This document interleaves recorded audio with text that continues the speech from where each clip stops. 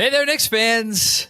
How you doing? It's your boy, Jonathan Macri, with you for another edition of the Knicks Film School Podcast. And I believe we are, what the hell is number 6? Seven. We're at number 7. We're almost. 7. Okay. We're right outside, I'm going to call the upper crust of this 25 for 25 list that we've been doing all summer. And I'm here, as I have been for every one of these episodes, once again with Andrew Claudio. Hello, Andrew. How are you?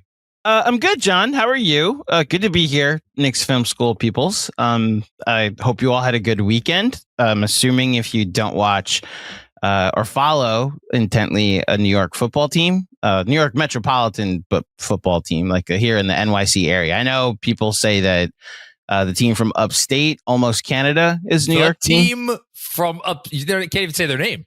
Yeah, the team from Western New York, that if you just move to the border like 20 miles to the right, then or the left, whichever way you're looking from, it would technically be Canada's team, which the Bills did come into the Meadowlands yesterday and decide to beat up on a team I used to intently care about, but now just kind of casually care about. Andrew, yeah, the way the baseball season's going, you're going to be running out of teams pretty soon, and it's going to be the Knicks and nothing left for you. Listen, someone tweeted at me during a Mets collapse as I was at Citi Field Friday night for the Mets to give up 6 runs before the other team took the field.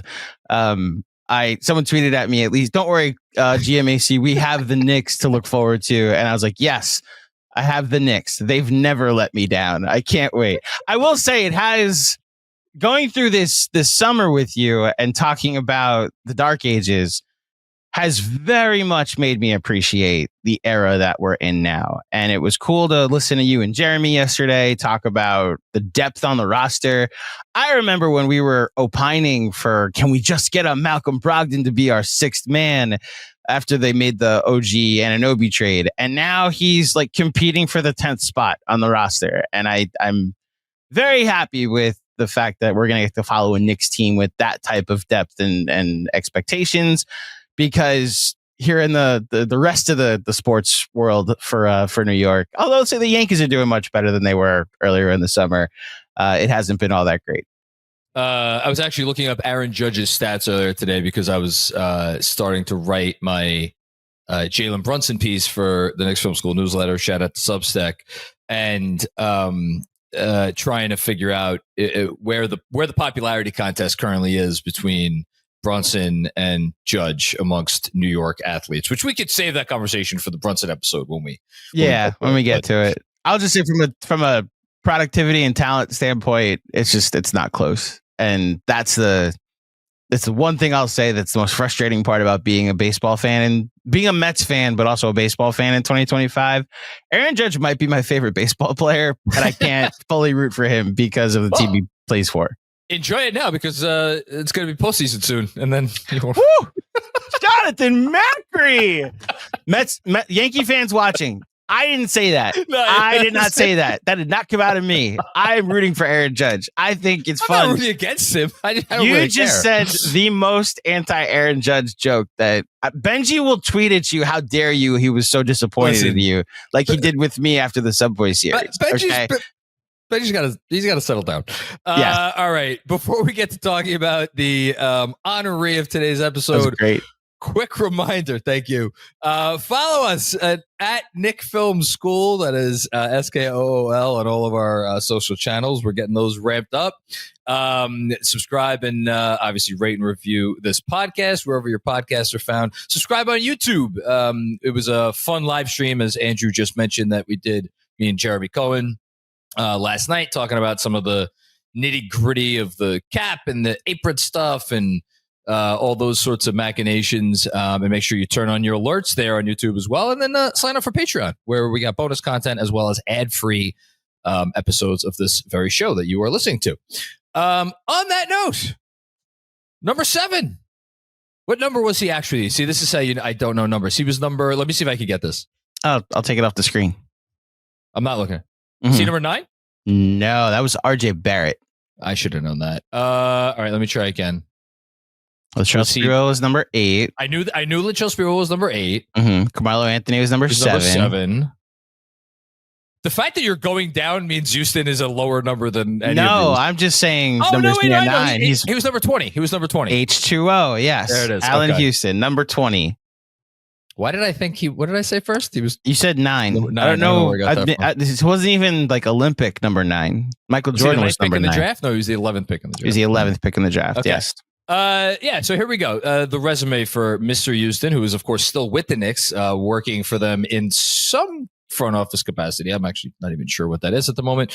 He attended Tennessee, had a good career at Tennessee.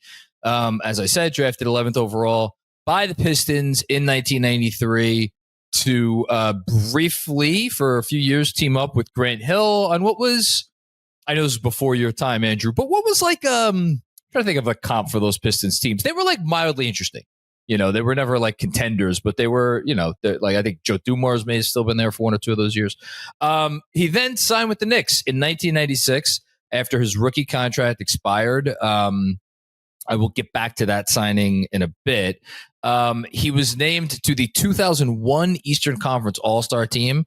That was his second All-Star selection with the Knicks. The first All-Star selection came outside of the time that we're talking with for the purposes of this show. It came during the 99-2000 season. He is third in total points, fourth in three-pointers made, and fourth in free throws made since the start of the 2000-2001 season. Man, I would have guessed he was higher than in threes made. Is that a trivia question? No, I can make it though if you'd like. Off the top of my head, Melo, not J.R. Smith, Melo, Julius and Carmelo Anthony are 1 and 2. There's one between that has been on our list already. That is number 3. Crawford, Jamal Crawford. Well done. Okay. Tim Hardaway Jr. 5th. That makes sense. And hopefully by now people know Tim Hardaway Jr. is not making our list. He is not in our top 6. I'm surprised he didn't get a little bit more love in our voting. Anyway, Allan Houston, finally, one of 3 Knicks with multiple 50-point games since the start of the 2000-2001 season. Is this the trivia question? Well, can you name the other 2 are very easy. Can you name all 5 Knicks that have a 50-point game for the Knicks this century? So Brunson and Melo. Yep, they're the other 2 that have multiple. Melo has 2, Brunson has 3. And how many other Knicks have 1? 1. There's 2 more Knicks that have at least 1. Crawford. Jamal Crawford. Julius never got one. Yes, he did against the Minnesota Timberwolves. The 57 point. Oh point. my God! We're on playback for 57. That. Yeah. Oh my Lord.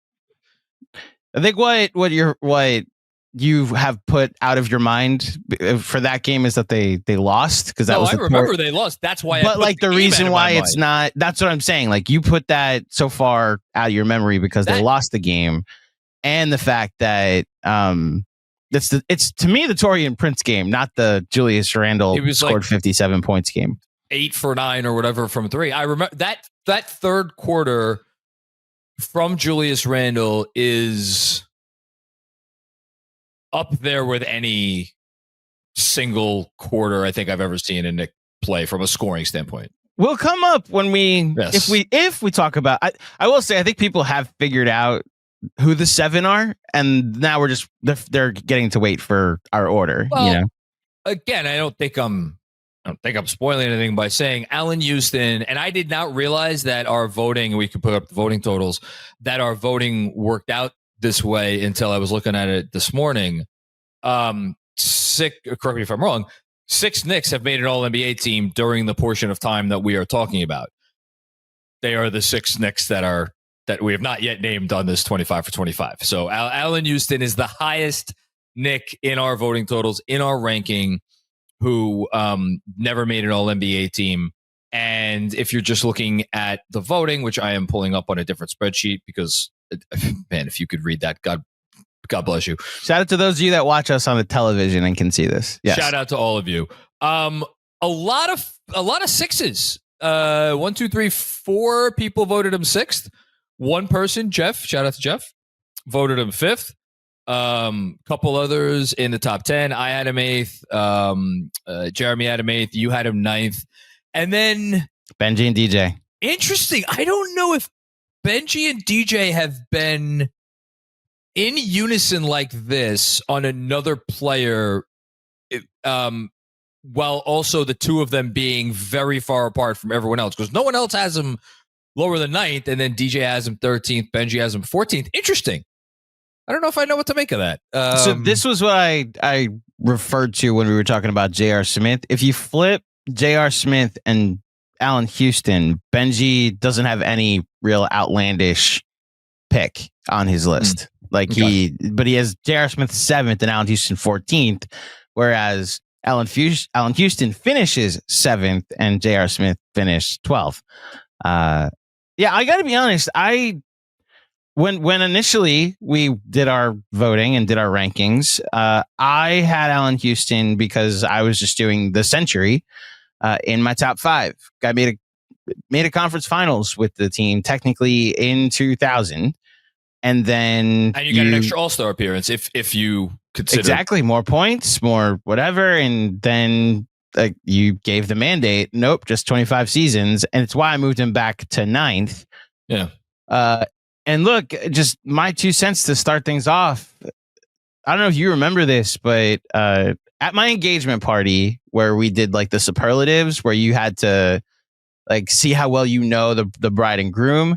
I remember this. The question was, who's Andrew's favorite New York Knick ever? And all of you put Carmelo Anthony, and the correct answer at the time was Allan Houston. And as much as I've like become the mellow guy here at Knicks Film School, and I'm proud of that, I'm here to preach that gospel. Congratulations to Hall of Famer Carmelo Anthony.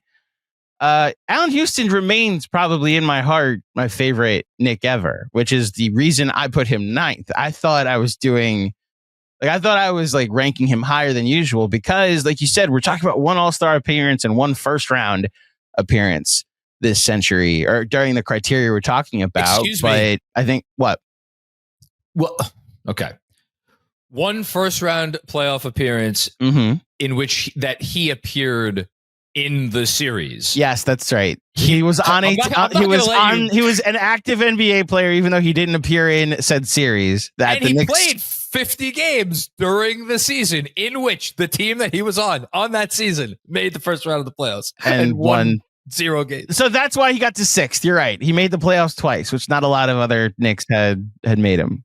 I factor. It seems like I'm the person who does. I factored in the 2004 season somewhat prominently, and I don't think Houston would have made my top 10 had it not been for that 2003-2004 season, because he was he was injured by the time we got to the playoffs, but he played a prominent role on a team that was good enough to make the playoffs. He wasn't their best player. Stephon Marbury was their best player, but even Marbury only got there midway through the year. Like, before Marbury arrived, you could argue that Houston was the best player on that team. We've gone over this before. They were a 7 seed that year. They were. And they won 39 games. They did.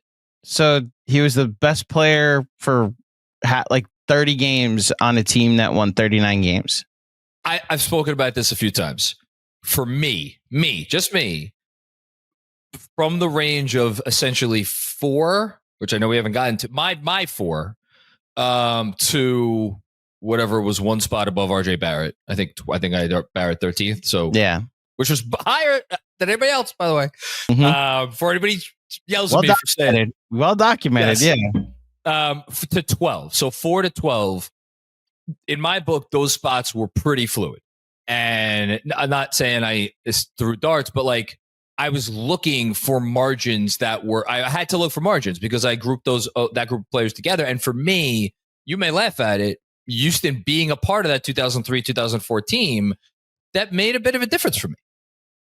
The 03-04, again, I keep forgetting that season ended in a playoff berth, let alone anything successful. But I understand finding margins. That's for sure. I think my heart was the margin in this for me, where I thought more people were going to rank Houston where Benji had him, and where we ended up landing is that I'm one of the lower ones on Allan Houston by having him 9th.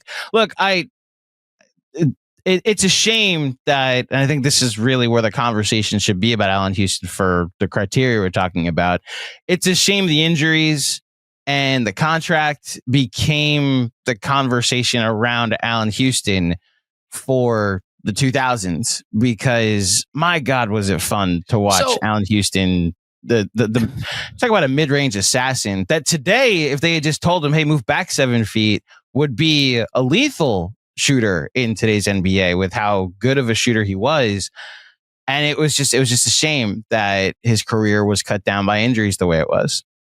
So I want to break the rules a little bit for this episode, because we have been very, very careful, obviously, to stick to the parameters of like what we're doing here, starting with the 2001 season and continuing forward from there. I also am cognizant of the fact that like there's a chance that if you're listening to this podcast and you're, I mean, like in your early 30s, like me. I'm not. Oh my God, I'm not in my early 30s anymore. Oh. Comes for us all, my friend. That just hit me. I'm not in my early 30s. But if you're in your so if you're like 5 years younger than me, Andrew, my wife looked at me the other yesterday. She's like, I don't know where the fuck this came from. She's like, Scarlett is closer in age to a 21-year-old than we are. Oh, and I'm like, that doesn't faze me at all. What will faze me will be in 4 years when she's closer to a 30-year-old than we are. Oh, that's going to get me. Anyway, man, I digress. So yeah, if you're someone who's listening to this podcast and you're around the age of 30, maybe a little older than 30, there is a possibility that like you either maybe never saw Allan Houston play at all, or the only memories you have of Allan Houston are like not quite you, but like not far apart from where yours are, which is like the back half of his Knick career. And I kind of just want to like set the stage for how big of a deal this was when he arrived. So the summer of 1996, which, just to go back in time to set the scene, the Knicks had kind of reached their initial high of the 90s, where they had the 60-win season, I guess, in 92-93, lost to Jordan in the playoffs, Charles Smith game, the whole thing, and then they went to the finals the next year. Then they had a bit of a downturn, famous painful series against the Pacers, and then the year after that, Jordan's Bulls won 72 games, eliminated the Knicks in a fairly uncompetitive second-round series. That summer of 96 was almost like their reboot, where Ewing was still here, figured Ewing still had a few good years left. Oakley was still here. Starks were still here. But there was a very clear need, like, look, if we want to get anything out of the remainder of Ewing's, I can't even call it prime, but like whatever time he's got left here, we have to do something to this roster. And as there was always, there were starry names tossed around. And they ended up getting Houston, and Chris Childs was the other name. Now, Chris Childs, another guy who's not going to make this list. I don't even know if he was on. I think he was on the team for maybe 1 year during our relevant time period. But it was kind of seen as a package deal, where that was going to be the Knicks' new starting backcourt. Now, Chris Childs had one really good season, I was about to say with Brooklyn, with New Jersey. Never quite panned out as the player that he was promised to be. I don't think he had a bad Knick career, but it was like, oh, great, we got another, Charlie Ward. It was not the guy that the Knicks were looking for, which indirectly led to them eventually trading for Stephon Marbury. Houston was the guy who was as advertised, I would say, in large part. And the first year he was on the team, they won 57 games. That season ended in a form of tragedy. Shout out David Stern. And then the year after that, Ewing got injured, only played 26 games. So the team's record wasn't that good, but they upset Miami in the first round of the playoffs. It wasn't that competitive a series against Indiana. And then that led up to the 99 playoff run to the finals. And then, of course, the 2000 playoff run to the Eastern Conference Finals. So, like, here's Allan Houston as this big marquee free agent signing that, like, Was he like an all NBA level player? No. Was he like a 20 point per game scorer, at least up until that point? No. But in the first 4 years he was with the franchise, they won 9 playoff series, which maybe it doesn't sound like a lot, but think about that. Sorry, 7 playoff series. 7 playoff series. Yeah. 1, 2, 3, 4, 5, 6, 7. 7 playoff series. But that's a lot. It is. Yeah. And so I say all that, which is none of that is technically relevant to our conversation now, to set up like what you were referring to, which is like Allan Houston in your heart. Because if you're just going by Houston and the team starting in 2001 season, like that, there was nothing there. But you had all this history, and like we did this a little bit on the Sprewell episode where it's like we had 99, like we had 2000. This is even more than that, because Houston was, again, he was there for that Miami series when Stern screwed us over. Like he was, arguably the best player remaining on the team once Ewing went down with that injury the following year. And so there was all this history with him. And then we got to the 2000s and he was here for 5 years and he played a lot of games, scored a lot of points. And obviously that resonated with our voters because he ends up here at number 7. But I do think the Allan Houston conversation is unfortunately one of like what might have been or what could have been, or if you really want to have some fun, what would his NBA career have been like if he came along, I don't know, 10, 15, 20 years later? Because that's a really interesting conversation. It'll come up when we talk about regrets. But yeah, it's impossible for me to not hear the name Allan Houston. By the way, official title, general manager for the G League over in Westchester. Is he still that? According to the internet, not that the internet's ever lied to me before, but according to certain internet sites, yes, he is the G League general manager. Where I have no idea how to judge whether he's doing a good or bad job or not over in Westchester. Yeah. I am not able to talk about Allan Houston without thinking of him fondly for the reasons you're talking about. The reason I am a Knicks fan today is because of a running jumper that went off the front rim, off the backboard, and then in 1999. So there was no version of this. I mean, if you made it the 24 for 24, John, I was going to still have Allan Houston in here. If we got rid of his All-Star appearance in 2001, as well as the playoff appearance in 2001, and it was like the only thing we have is a couple of 50-point games and a first-round series loss that no one remembers. He still would have made my top 10, is what I'm saying. I still have to think fondly for him. And I again, we'll talk about it in the categories. There was just a beauty in how he shot the basketball, and like we don't talk about this much. With like, it was shocking when he hit the rim.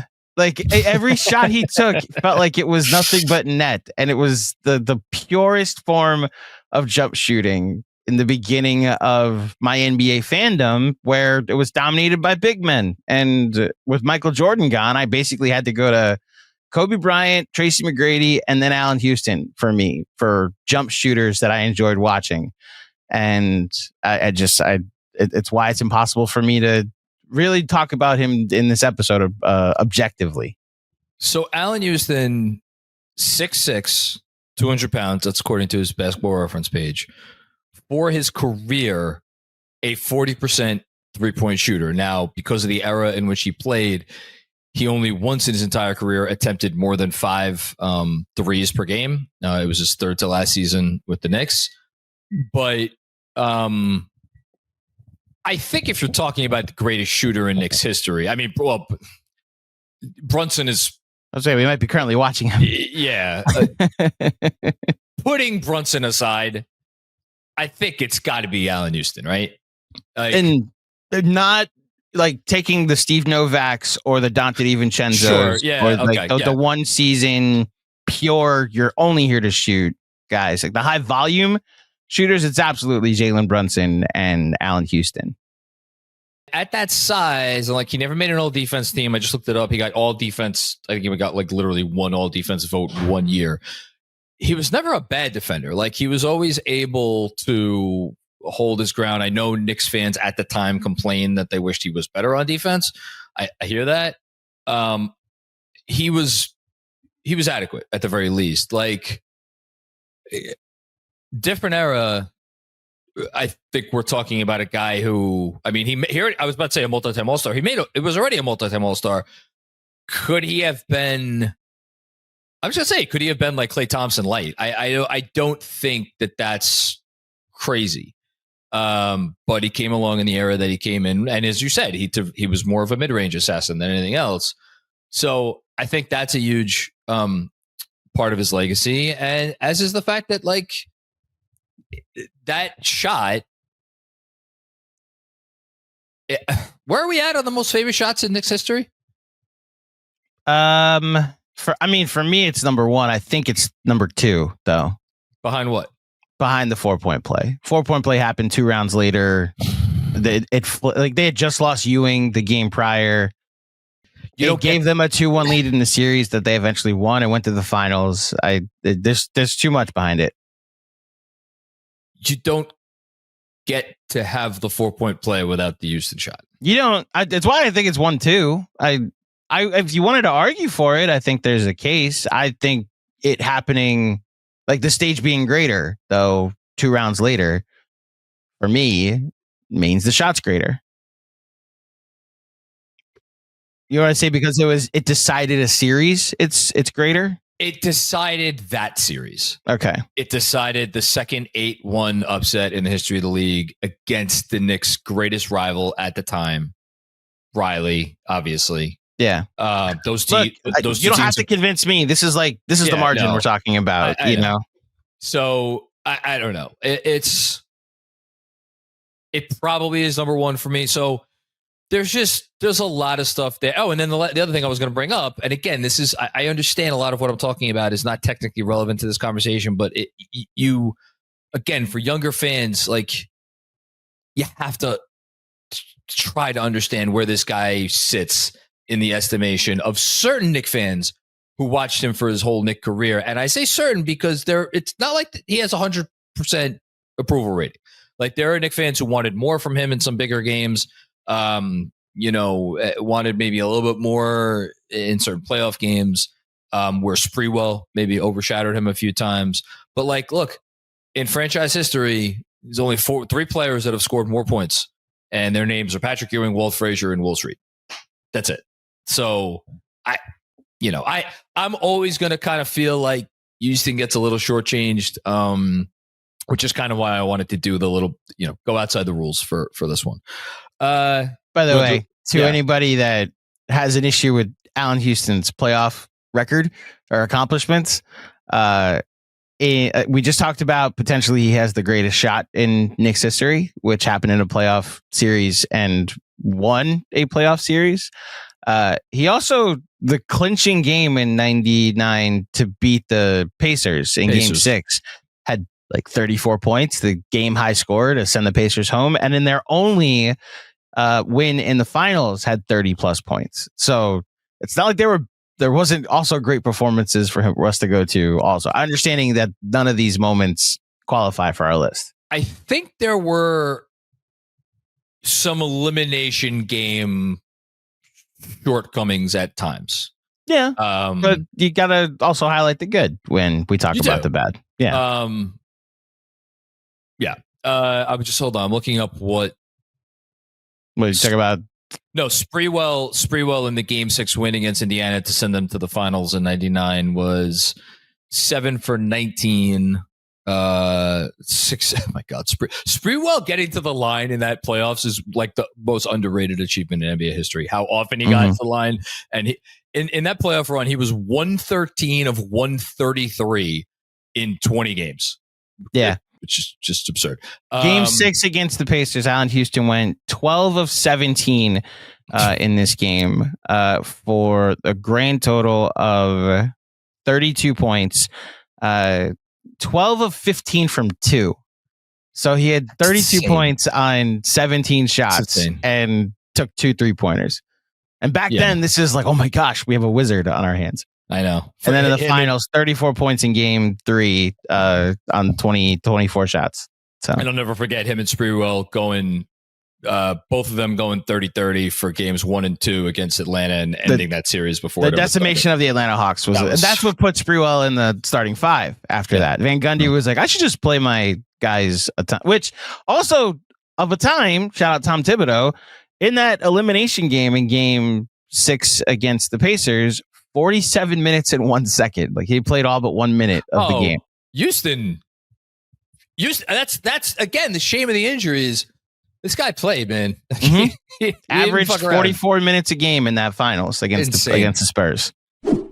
Quick break to tell you about America's first ever USDA organic THC gummy. You know the words. Shout out to Cornbread. Yes, Cornbread, the source of your healthy, happy hour. It's a natural and healthier way to experience a carefree moment. Cornbread's THC gummies offer a balanced sense of happiness and relaxation. Well, how do they achieve that balance? My favorite thing about Cornbread is it's just the right amount for me as someone who is not a regular user of these sorts of products, but still wants to get that relaxation without feeling anxious or paranoid like some other cannabis edibles, which is why Cornbread's 1-to-1 THC to CBD ratio is perfect for me. They have 10 milligrams of THC per gummy, which is just the right dose, and it gives me everything I need without any of the stuff that I don't want. If you are looking for a healthier way to enjoy a carefree moment, you have to give Cornbread Hemp a try. They have created the first ever USDA organic THC gummy that is 100% legal. As a special offer to Knicks Film School listeners, you can get 30% off your first order. Just visit cornbreadhemp.com/KFS and use promo code KFS at checkout. Again, that's cornbreadhemp.com/KFS and use code KFS for 30% off your first order. Cheers to a healthier happy hour. Best moment or best memory, lasting image. We're going to stick to obviously the relevant time period here. I'll let you go first. I'm sure you have a really good one. So 2003, the Lakers had just won 3 consecutive championships. And the Los Angeles Lakers looking to win a 4th, be the first team since the Celtics. I actually don't think the Celtics ever won 4 in a row in the 60s, did they? Yeah, they won 7 in a row or 8 in a row. Did they really? Boston They Celtics? won 10 in 11 years. So, yeah, they had to win. I'll go look it up. Yeah, I always thought there was it was 11 and 13. So it was, I guess, just even by that math, you had to win 4 in a row. Regardless, they were looking to become the first team to win 4 straight championships since the 60s, if that was a thing. And during that 03 season was really the beginning. They won 8 in a row, really? Yeah. I got to learn basketball history. Jeez. Nothing before the ABA merger matters to me. Except, obviously, the 1970 and 73 championship. The only 2 championships that matter from that era. Anyway, 2003 Lakers, from my memory, was like the first year that we recognized Kobe and Shaq are feuding. I just finished the Cowboys documentary on Netflix, John. I don't know if you're aware of it. I'm aware of it. I haven't watched it. So there's a lot in there, obviously, executive producer Jerry Jones, but there's a lot about Jerry Jones and Jimmy Johnson feuding for who's most responsible for the success of the Cowboys in the 90s. My version of that, because of where I am in age, is anything in the 2000s, really.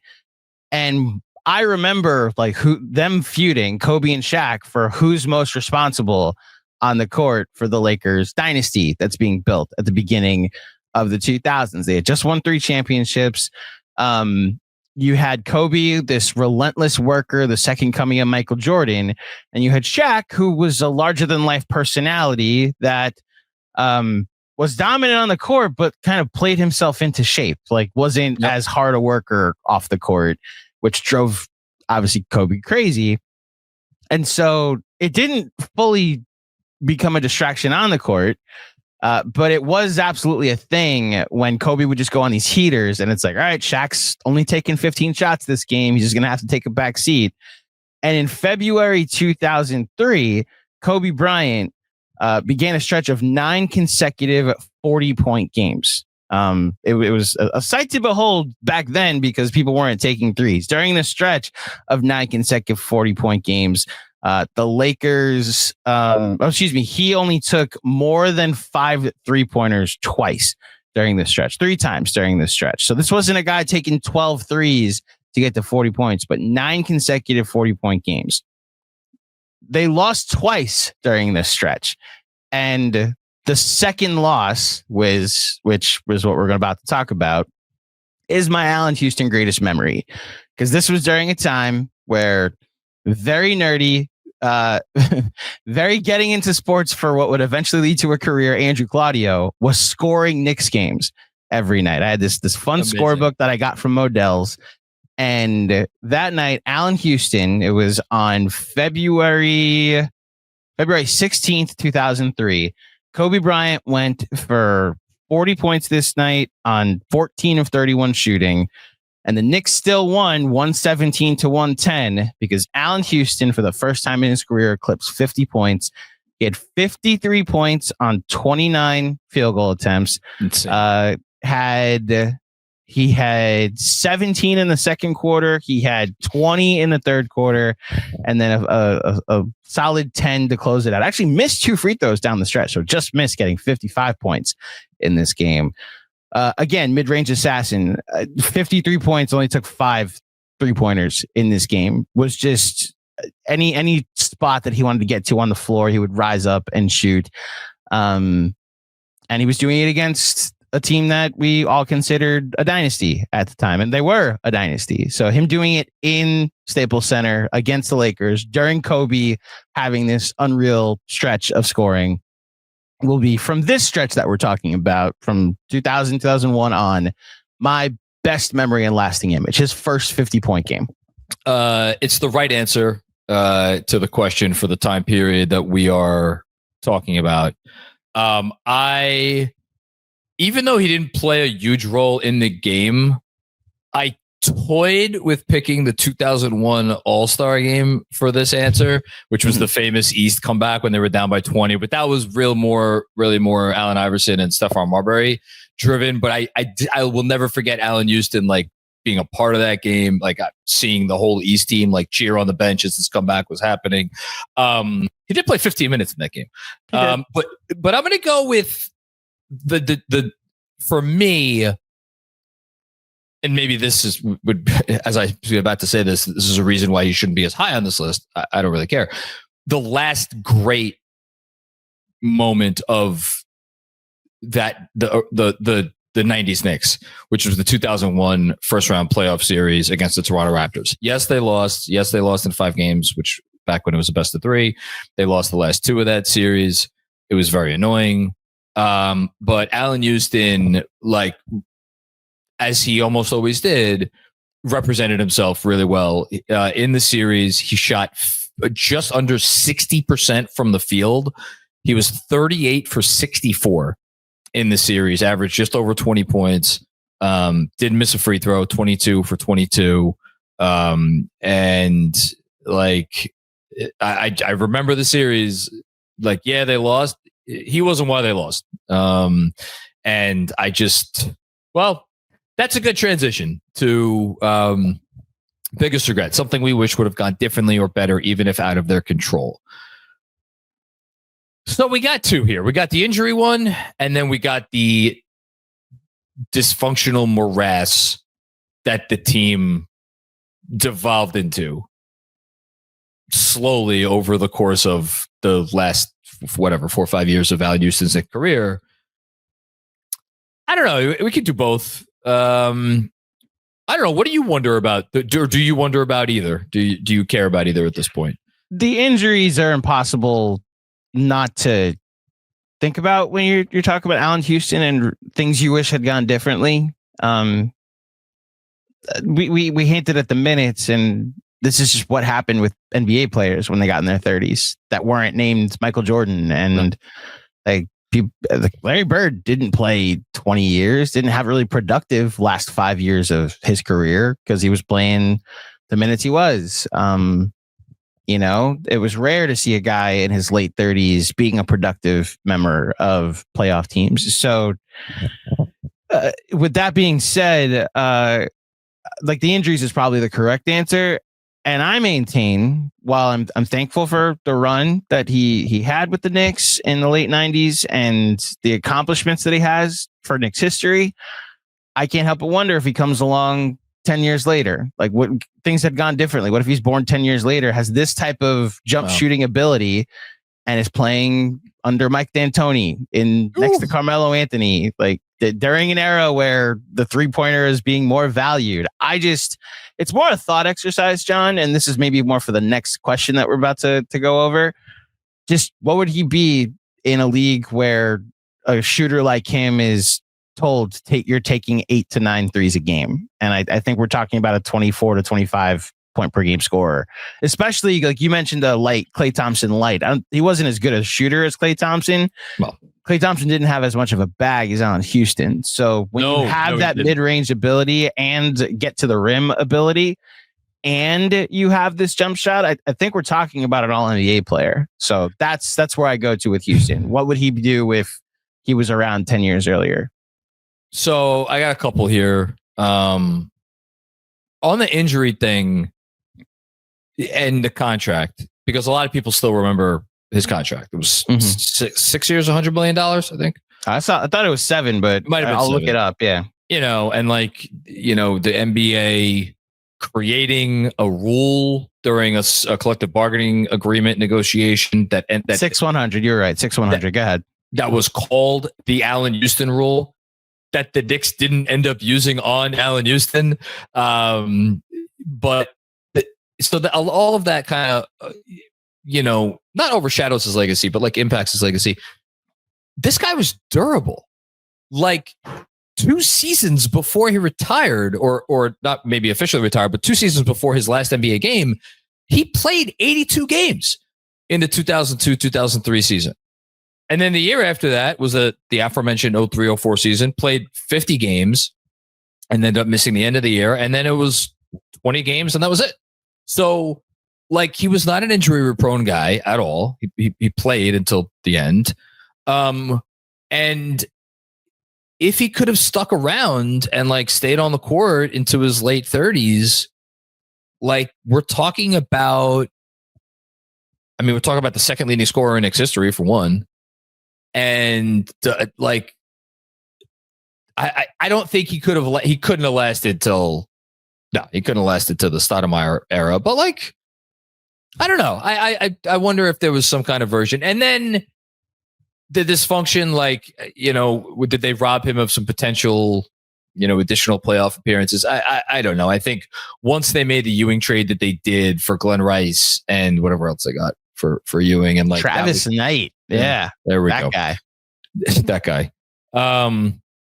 If we do a basketball version of the rewatchables, we should name that guy the Travis Knight Award for the famous that guy on the famous that guy. Yeah, can't wait to see him at one of the alumni games or just sitting with the alumni. Travis Knight.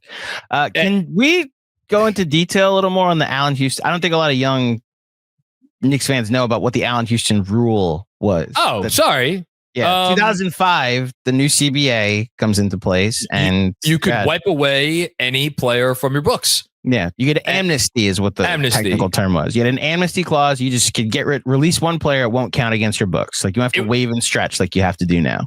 It was the exact same rule that they put in the Knicks CBA 6 years later, which again, ironically, everybody also figured would be used on a Knick with bad knees.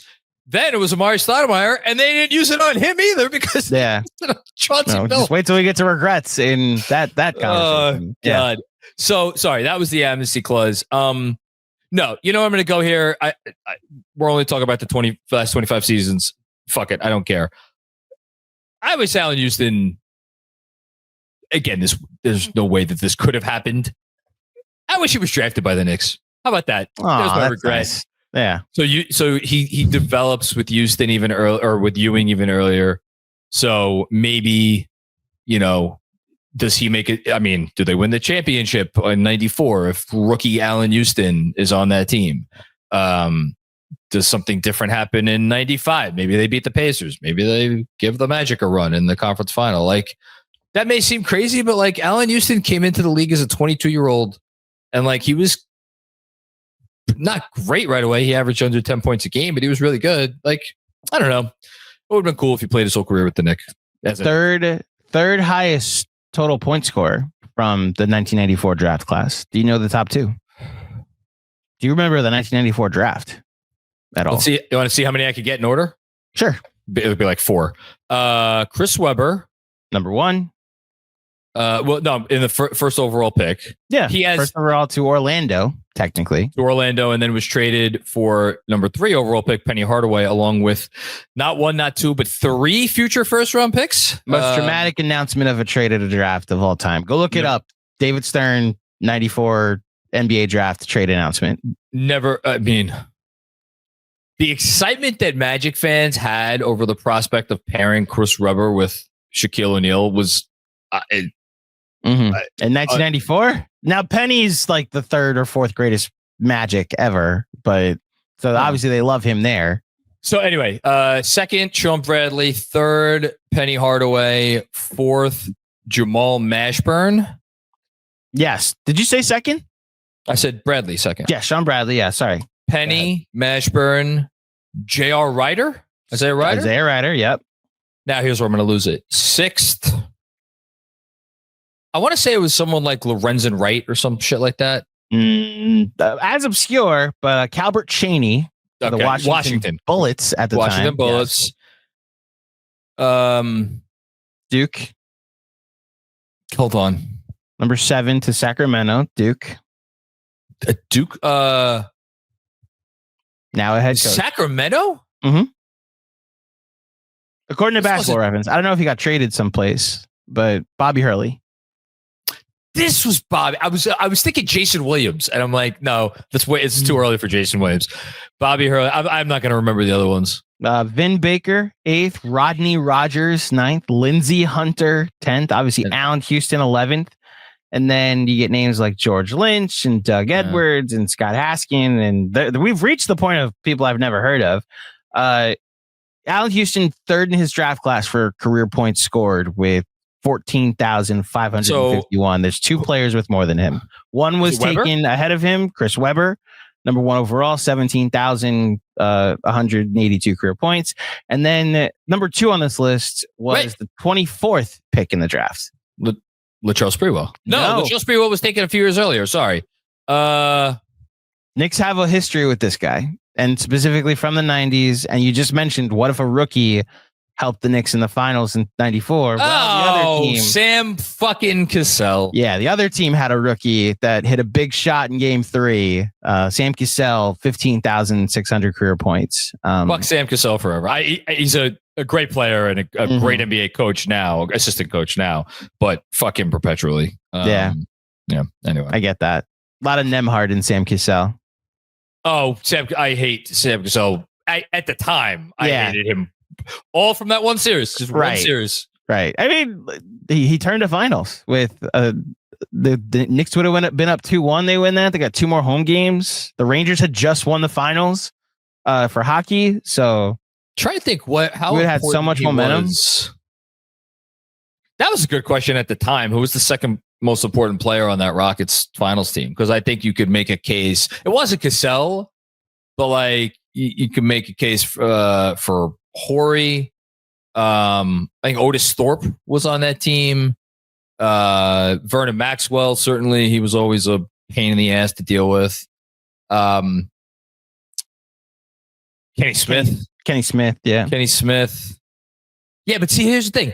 As a 10-year-old, Mario, as an 11-year-old, whatever I was for that finals, knowing nothing about basketball, it's the first basketball season I ever watched. Like, I feared Sam Cassell more than Kenny Smith in the moment in that finals. Now, I don't know if that matters, but like, they had.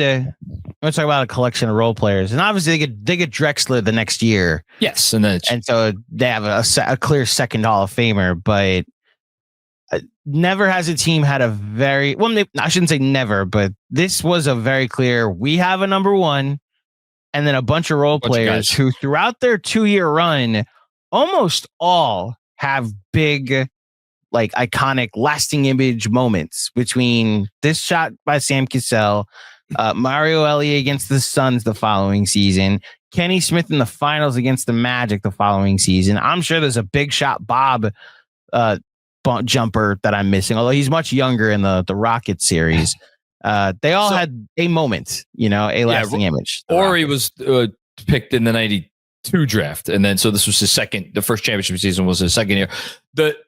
It is, if someone out there, shout out to Chris Persianen, wants to make an argument that Hakeem Olajuwon is the top 10 NBA player ever, I think for all the stats and for the fact that Defensive Player of the Year is named after him and just watching him, I think the number one bullet for that argument is that he led that roster to a title.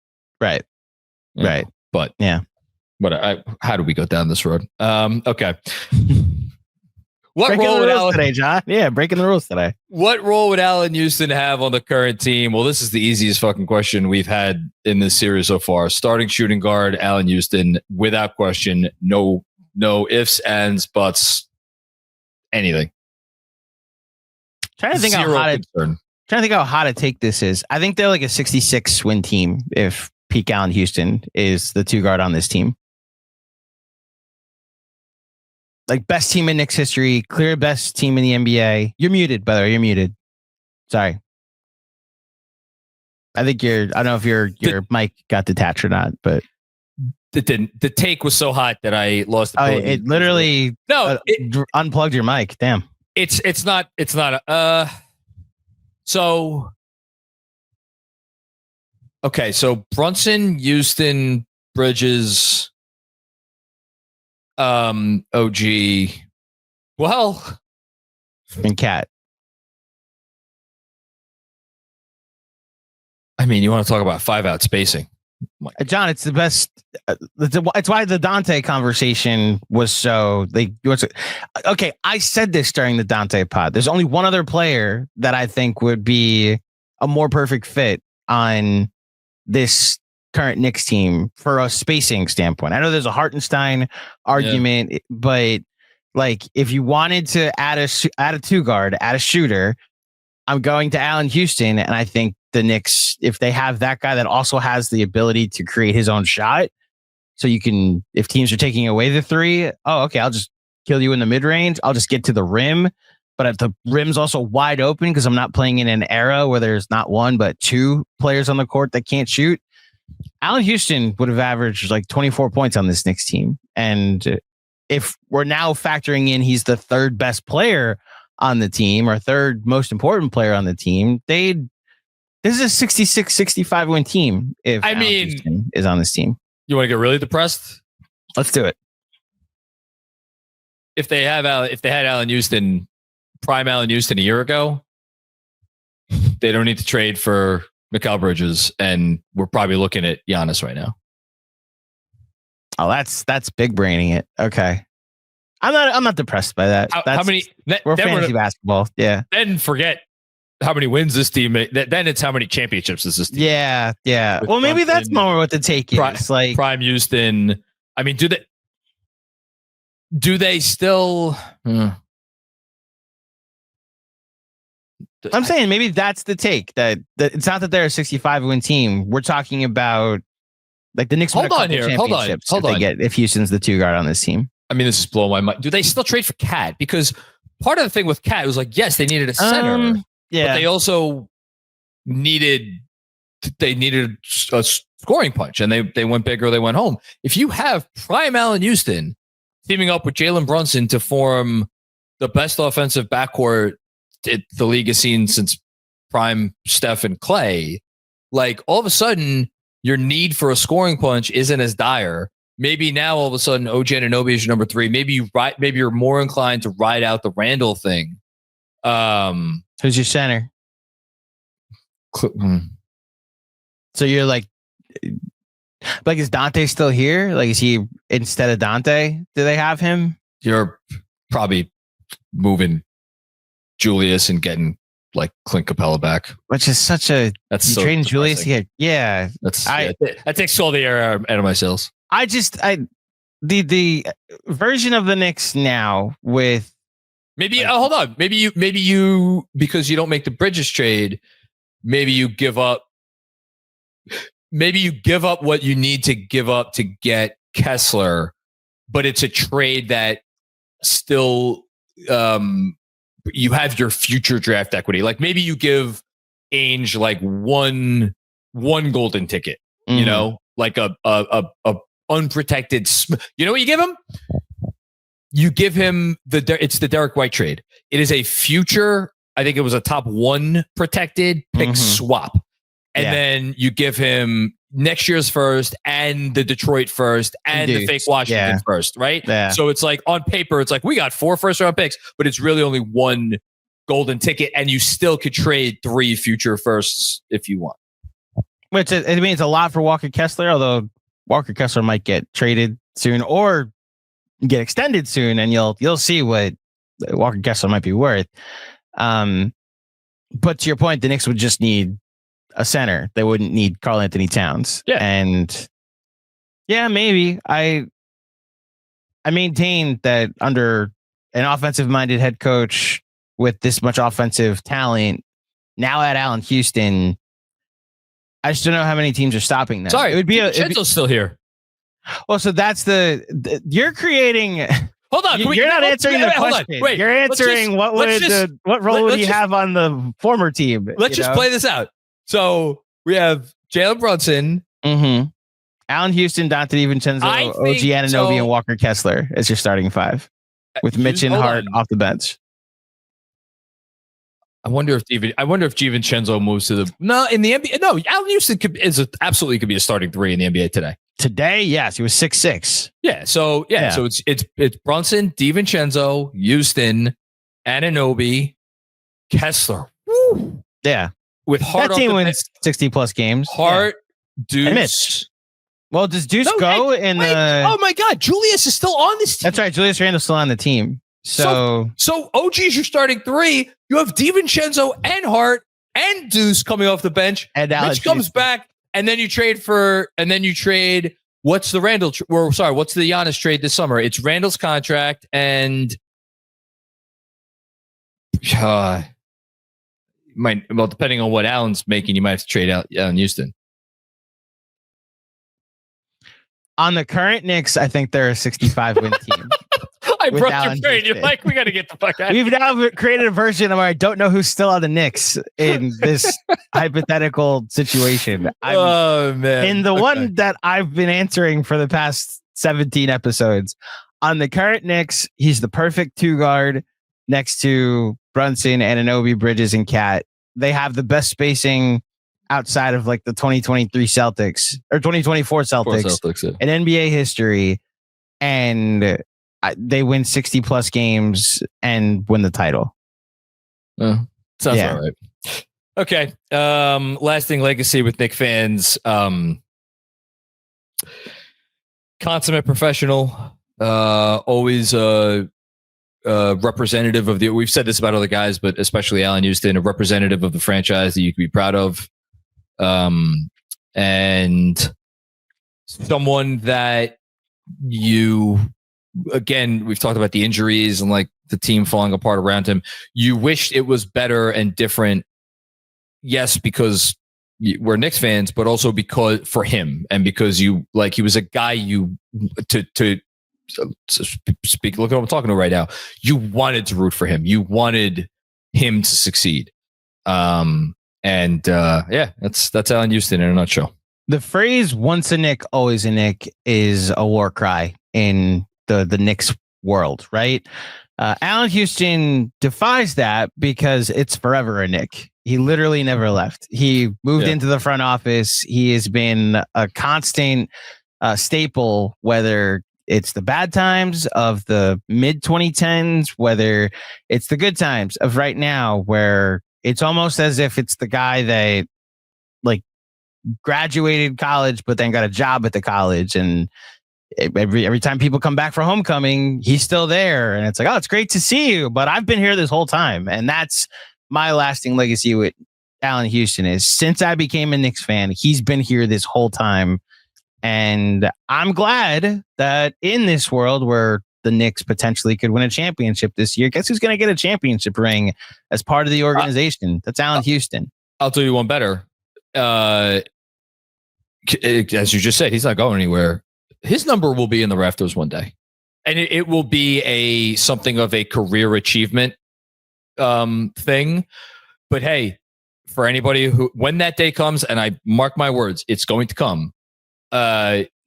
You're going to look and Brunson might pass him for total points, but he's still going to be top 5 all time in points scored for the franchise. So what are you going to say once his number goes up there? He's undeserving? Come on. Why haven't they done it yet? I think it'll be he was with the franchise for 9 years and he spent the last 40 in the front. It's going to be one of those deals.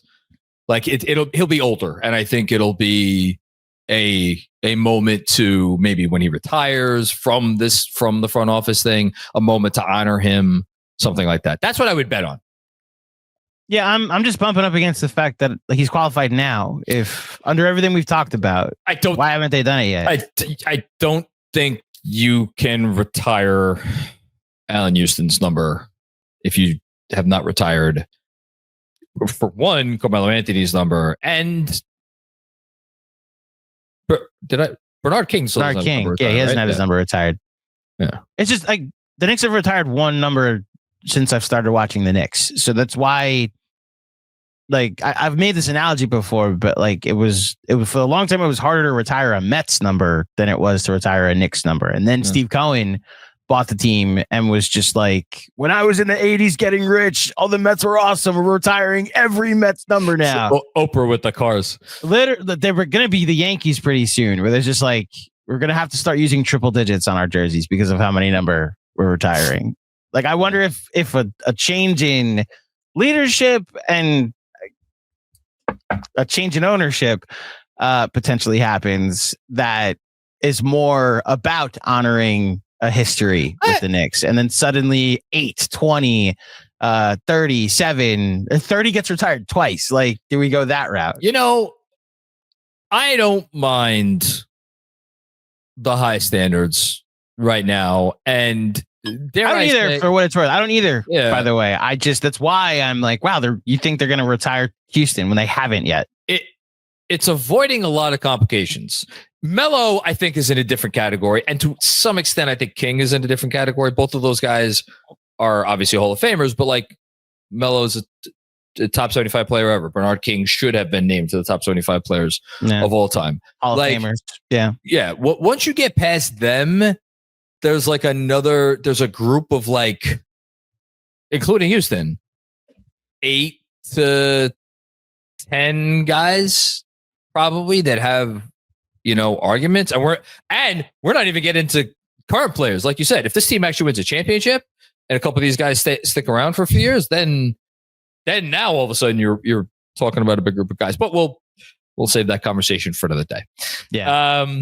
This was great. This was fun. I know you enjoyed this one. Trip down memory lane. You do not have to pull my leg or pull my arm even, I think is the phrase, to get me to talk glowingly about Allan Houston. This was fun. I now anticipate a more contentious episode when we talk about number 6. I'll let John, as he's now pulling it up. Well, forget number 6. I think we have 6 remaining episodes. I don't know if contentious is the right word, but 4 of the remaining 6 Knicks on the list have complicated legacies. We'll call it that. Yeah, I would say so. Yeah, those will be fun to do. All right, Andrew, thank you for doing all these episodes again. This has been a lot of fun. Same. And I think, again, people are, from everything I could tell, people are really enjoying them. So that's really cool. Everybody out there, thanks for checking out another episode of the Knicks Film School Podcast. We are, just so for scheduling purposes, we got 2 more 25 for 25 episodes coming up this week. We have some more honorable mention episodes coming out also in the next. I should say, the honorable mention. The first one is being released tomorrow. So the first honorable mentions episode, we're gonna do one on Tuesday, one on Thursday. Might do a couple this weekend. I want to leave some room for if we do anything for Media Day. I was going to say, plan on tuning into the Knicks Film School YouTube channel on Media Day. We don't yet have any information about any information at all about Media Day. Like, is there going to be anything streaming? Is it going to be just very bare bones press conferences that'll be open to the beat reporters, and then that's it? If there's anything for us here at Knicks Film School to sink our teeth into live, plan on us being live. If not, then we'll react to it at the appropriate time. And then we're finishing up 25 for 25 next week, and then before you know it, basketball. We'll be back. Yeah. All right. Thanks, everybody. Don't forget, if you dig the show, help support in any way you can. And we'll be back with more funny games before you know it. Peace out.